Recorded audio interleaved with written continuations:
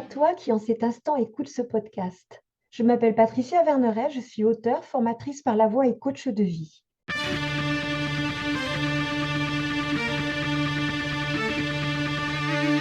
Je t'accompagne avec une pensée du jour sans aucune vérité absolue, mais des invitations. À quoi? À écouter la vie en toi qui veut s'exprimer et t'aider à passer à la suite de ton histoire. Soyons des émerveillés.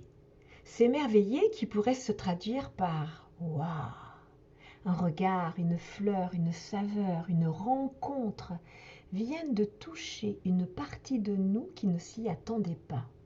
L'émerveillement est toujours accompagné d'une sensation d'heureuse surprise, suivie d'une autre sensation. L'espace intérieur est touché et semble s'expanser. Le cœur vient d'être bouleversé par ce que le mental n'a pas encore saisi. Cette sensation semble se diffuser dans notre corps et invite à la savourer. Quelque chose en nous jaillit jusqu'au sourire. Celui-ci vient des profondeurs de notre être sans raison aucune encore. Cette capacité naturelle, enfant parce que tout est nouveau, s'émousse avec le temps, usée par les routines, faites d'automatisme. Les je sais, je me connais, je suis comme ça, on ne change pas. Par un éloignement d'avec ses rêves, par un emploi du temps tellement chargé que l'espace pour s'émerveiller diminue jusqu'à cesser d'exister. Par une consommation tellement effrénée de tout et n'importe quoi sans réelle envie que savourer le rien ou revenir à l'essentiel s'apparente à une perte de temps. Car non, ce n'est pas un moment productif extérieurement. Le temps, c'est de l'argent. C'est un moment d'intériorité induit par l'extérieur dont on ne sait pas qui donne, qui reçoit, ni où cela mène. Cultiver sa part d'émerveillement, c'est garder la lumière intérieure, même quand le ciel s'assombrit. Pas facile, mais pas impossible. C'est garder l'esprit ouvert aux rencontres entre les réalités sensibles des uns et des autres, au-delà des égos déplacés de leur fonction initiale.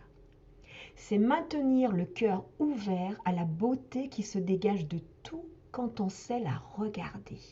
C'est ouvrir son regard et son écoute aux subtilités du vivant qui pétillent jusque dans le regard de celui ou celle sur le départ.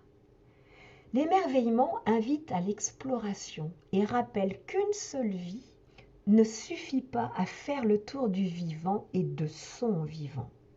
Se fermer ferme la porte à l'émerveillement. Toi qui m'écoutes, reste ouvert. Un monde de dualité propose des différences à expérimenter. Aucune obligation de les vivre en mode duel. Découvrir les merveilles autour de soi. S'émerveiller implique d'apprendre à communiquer avec nos parties sensibles pour ne rien perdre des histoires qu'elles nous racontent. D'apprendre à entrer en relation, communiquer avec l'autre au-delà des mots raisonnés. De savoir écouter le silence sans chercher à le traduire. De poser son attention sur ce qui semble petit, mais qui pourtant a la puissance de tout métamorphoser sur son passage. D'être attentif à son présent dans toute sa simplicité, d'ouvrir des espaces dans le temps hors du temps. S'émerveiller pour s'éveiller. S'indigner ouvre au changement.